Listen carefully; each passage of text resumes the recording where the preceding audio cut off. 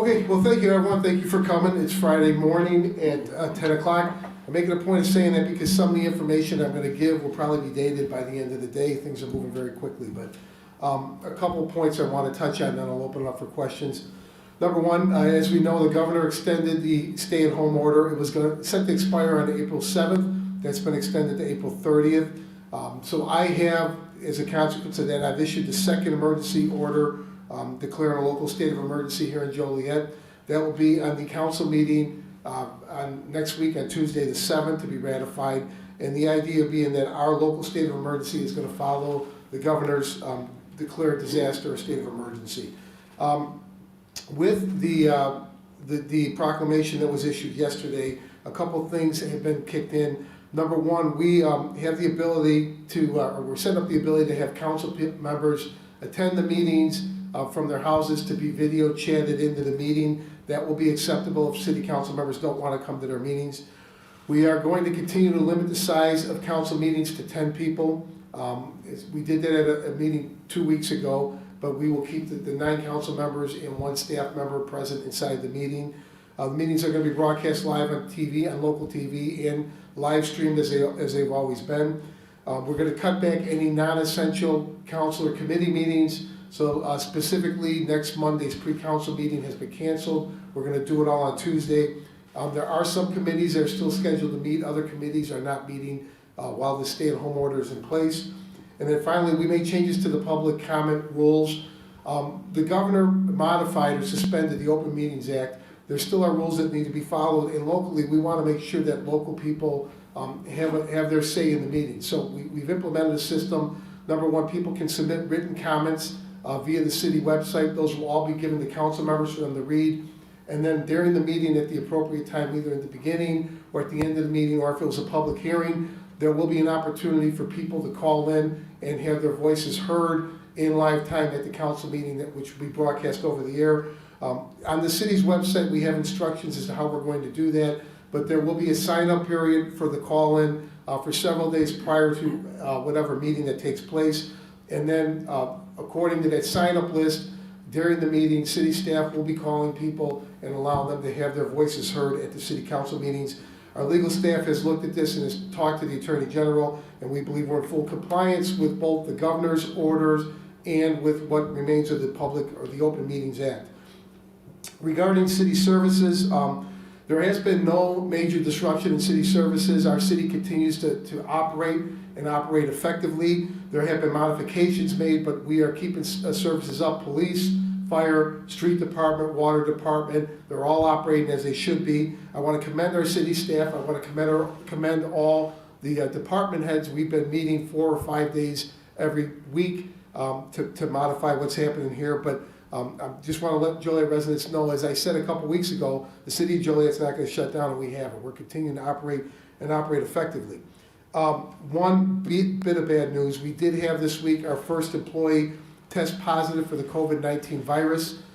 He had been self-quarantined for about 10 or 11 days prior to the positive test. He is being quarantined as we speak. The other employees that worked with him that could have been exposed are also currently being quarantined. The good news report is that the employee has reported that he's in good health. So our prayers and our thoughts are with him. Again, for a staff or a city of over 800 employees, this is the first one that's turned up positive. So I do want to wish him the best. I want to thank Chief Rochner for his prompt action in dealing with this. Regarding the local hospitals, I have numbers, and again, these may be dated from the time that I received them. They probably will be by the end of the day or when people may view this conference. But currently in the city of Joliet, we have 96 positive patients for COVID-19. Silver Cross Hospital is reporting that they have tested 524 people. 277 of those tests have come back negative. 90 have come back positive.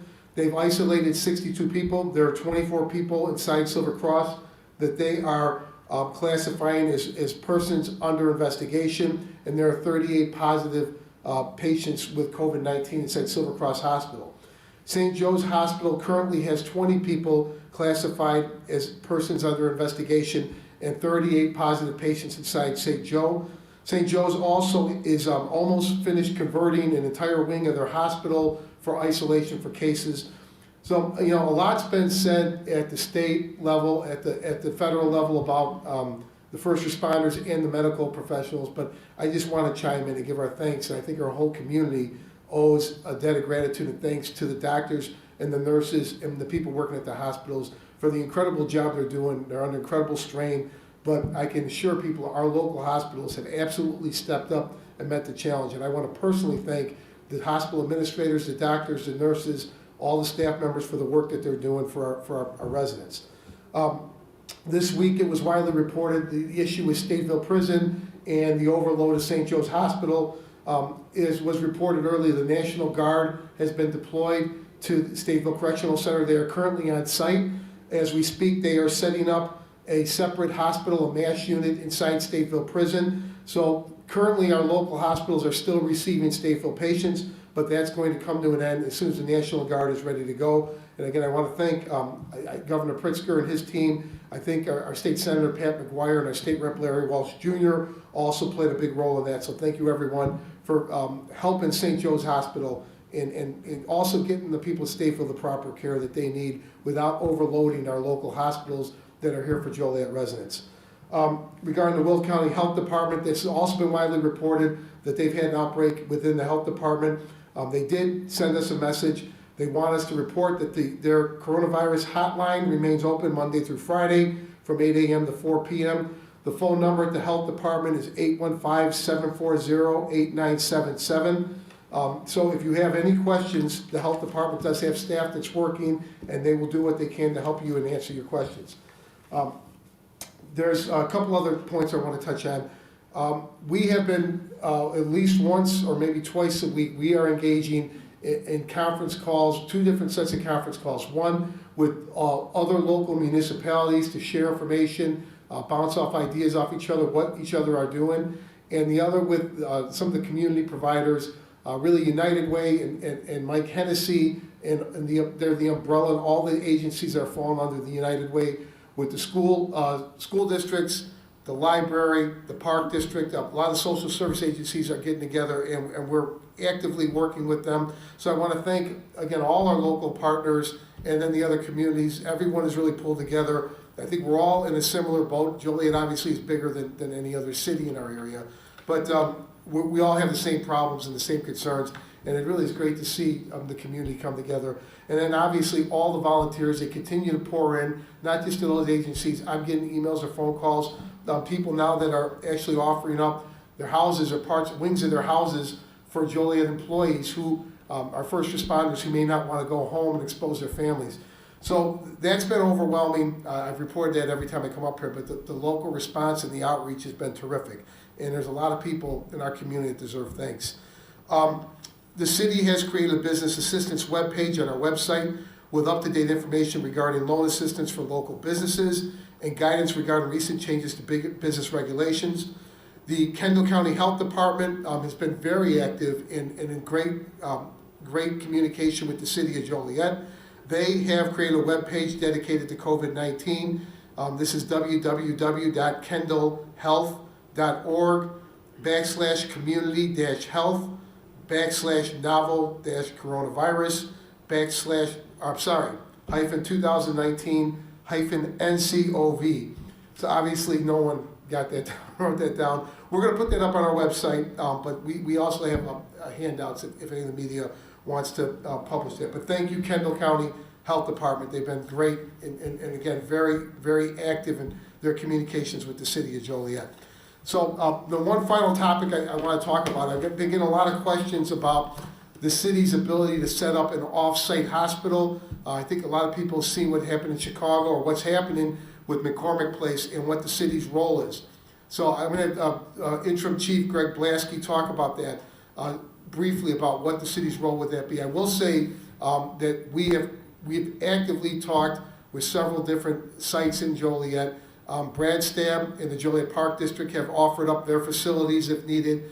Scott Paddock in Chicagoland Speedway has offered their facilities if needed. And our city staff has reached out to the owners of the Kmart at Jefferson and Larkin. They're in New York. And they also have offered their facility if needed. So, Chief, I'm going to have you fill in the blanks from there on what the protocol is. Good morning. The mayor took most of my speech away already. The city of Joliet is, as far as working with the hospitals, is we are more of a facilitator as far as finding alternative treatment facilities. We have identified multiple locations, and we've had some baseline discussions with Amita St. Joe's at this time. As the mayor spoke about, the Joliet Park District has been gracious and offered up their facilities. I did tour Hartman Center yesterday. We also have the ability to utilize Chicagoland Speedway as well as the Kmart on Jefferson Street. And standing up one of these facilities is not a simple task. It's something that would have to go through the federal government as well as IDPH and the local health department in order to do that. So it is quite a task to get that done. We are more than willing to work with Amita St. Joseph's or Silver Cross Hospital to aid them with logistical support and anything that they may need to help stand up one of those facilities. So I guess the party message on that would be we are prepared locally. It's not our call. If we get the call for help from the hospitals or from the Will County Health Department, then we're ready to move forward on that. The city of Joliet will answer that call if it happens. So with that, I would like to open it up for questions then. Yes? Regarding the Stateville situation, the National Guard is set up there, they will hospitalize the inmates, they won't have to go to hospital once that's set up there? The question was what's happening with Stateville and the National Guard.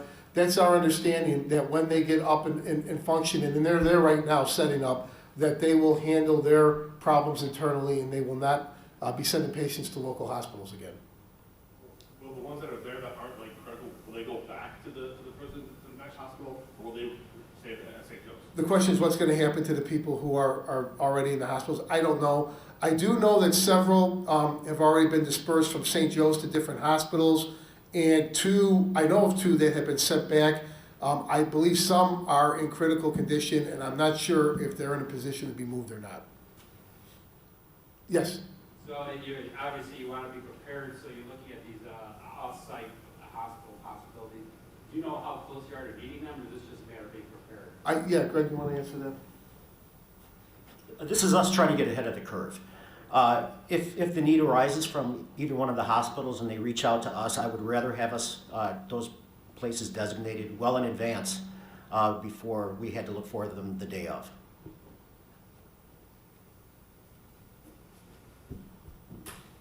Have you got any response yet to the special arrangements you made for the council meeting and the public signing up? Do you know? The question was a response to the modified public speaking. No, we haven't got any response. So other than from the Attorney General's office, I haven't received any public response about that.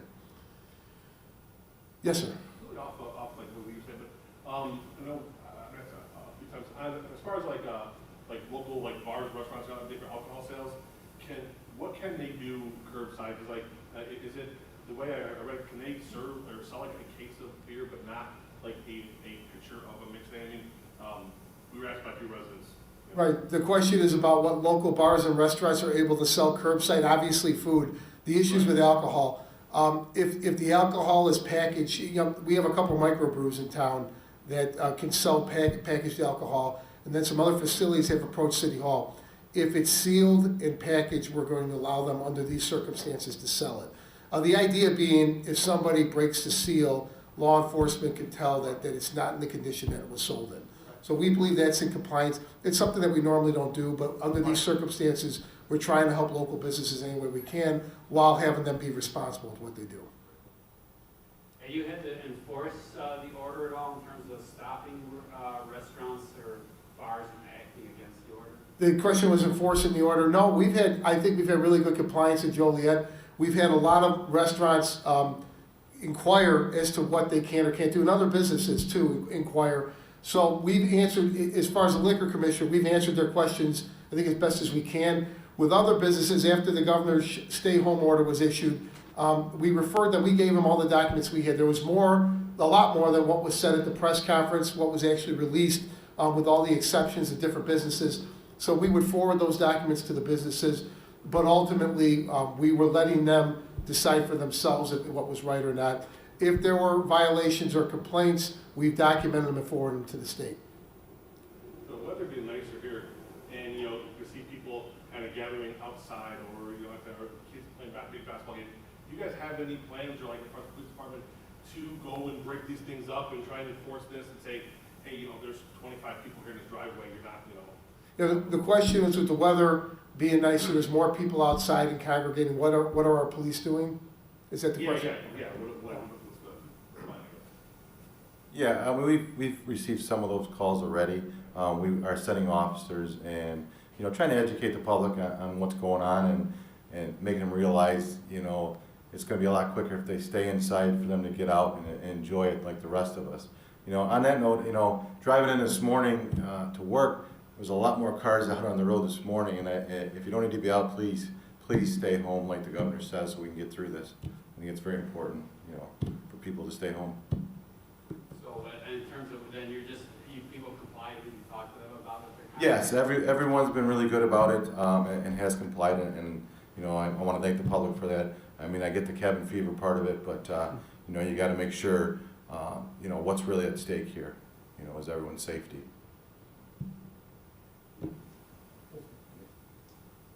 Regarding North Point, I know it's off for now. Anything you can say about what happens next with it, or would you even entertain the possibility of having a public hearing under the telephone call-in type of condition? Well, the question is North Point. Yeah, I guess I could kick that to Steve. You've been in communication with them. It's not on the agenda. We are going to continue the public hearing next Tuesday. Maybe you could fill in.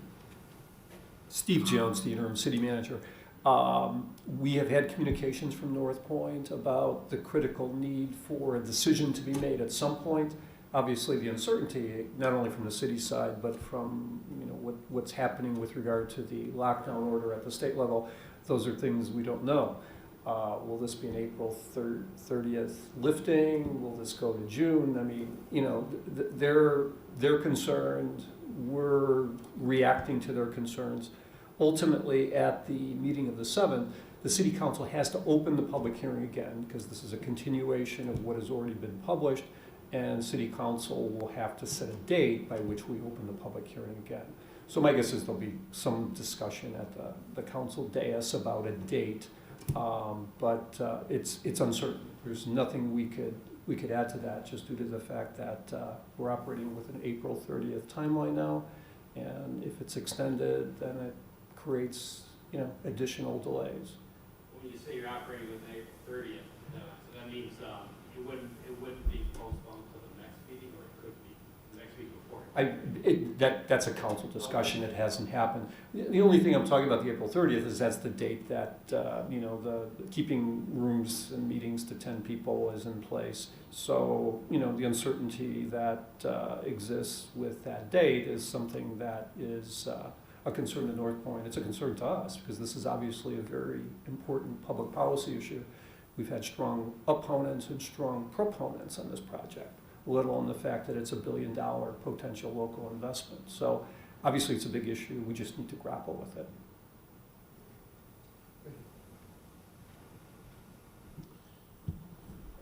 I saw like recently Romeo came out with their $50 to the water bill. I mean, obviously you guys are a bigger city, but is there anything that you guys are in talks of as far as giving back to residents and helping residents out with whatever, however you guys feel necessary? Well, yeah, we have from a couple of weeks now, we've done measures. We've suspended late payments on water bills. There's no fee for paying over the phone. As far as giving back, I think it's a council discussion we're probably going to have on Tuesday.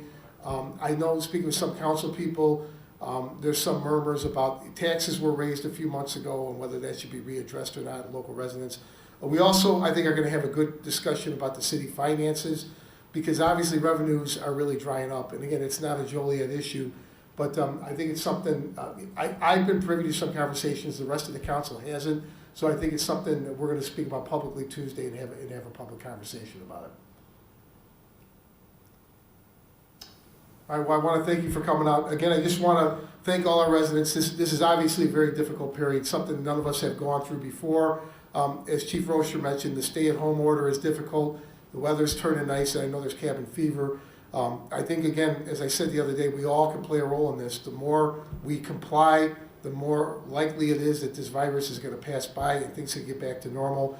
It's affecting a lot of people. Certainly, on a personal level, my thoughts and prayers are with the people who have this disease, the people who have passed away, and the family members of those who have this disease.